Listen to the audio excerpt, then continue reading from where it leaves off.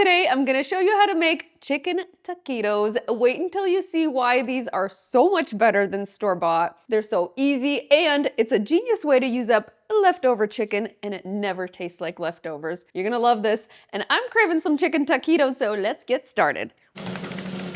You'll need about 3 cups of shredded cooked chicken. I find it's easiest to shred the chicken while it's still warm, but you can definitely use leftover cold chicken if that's what you have. You can use light meat or dark meat chicken for this, just remove any skin and bones and finely shred it up. To that mixture, you're gonna add 4 ounces of cream cheese. I like to dice it up, that way it's easier to mash into the chicken. Also add 1.5 cups of shredded Mexican cheese, or you can use Colby Jack cheese. Next, add 1/2 cup of salsa verde or use green enchilada sauce, both work great. And last but not least, add 2 teaspoons of your favorite taco seasoning. My favorite is the homemade taco seasoning that I have on my blog, but store-bought works fine. Mash that together with a fork until it is combined and set it aside. Because we're using small corn tortillas, it's important to warm them up before rolling them up. This helps prevent cracks and tears. Set your skillet over medium heat and warm your tortillas one at a time. It takes just 15 to 30 seconds per side or until they're pliable and easily rolled up.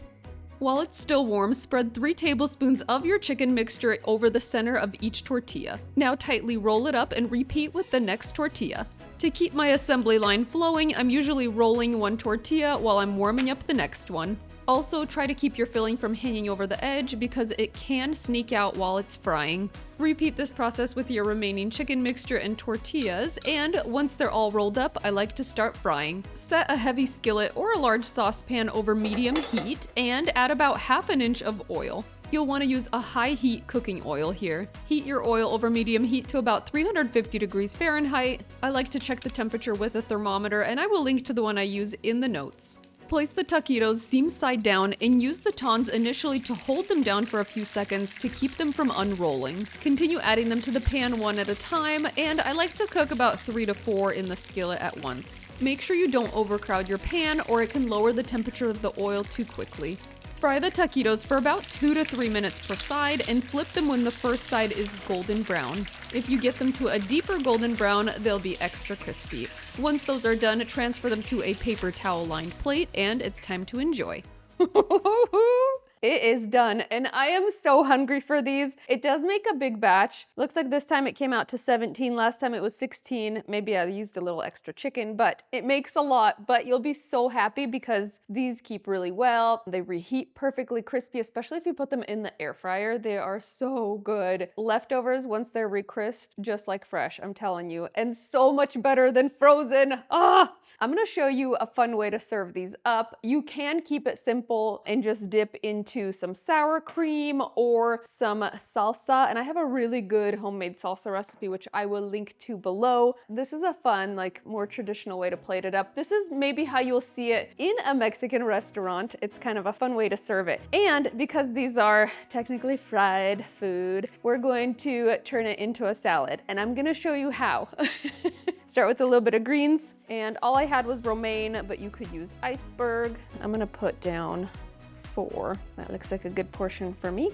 And then just add your toppings. You can add a little bit more greens to trick everybody into this being a salad.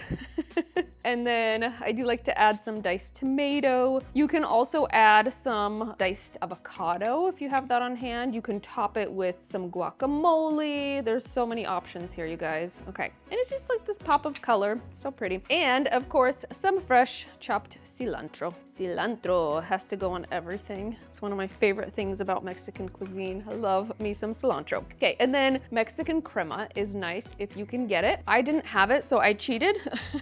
And I thinned out some sour cream with a little bit of milk, and we're just gonna make it work. These are so good, even just dipped in sour cream. Just gonna drizzle some of that on there. If you have some cotija cheese, it's really good. That looks amazing, if I do say so myself. Another thing I love about this is it is really inexpensive to make. I calculated it's about $10 worth of ingredients to make this amazing lunch or dinner, and my kids even love to take it as snacks to school. Enough talking, more chomping. You ready for this crunch? Here we go.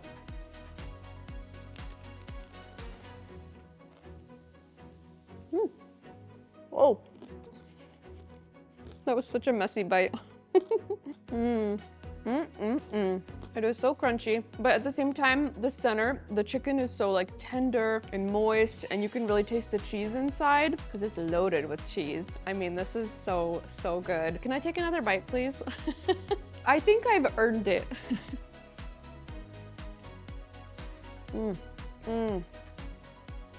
Wow, next level, delicious. I also love that they are fried in good oil. A lot of the frozen ones tend to be seed oils, so you know exactly what you're getting when you make them at home. I'm gonna go enjoy the rest of these. Let me know if you guys have any recipe requests in the comments. Also, let me know where you spotted Sharky. The first person to spot him in a live premiere will get a gift card. And that's it. We'll see you on the next episode of Natasha's Kitchen. Ooh, I seriously like feel the lettuce in my teeth as I'm talking. Worth it. Okay, bye.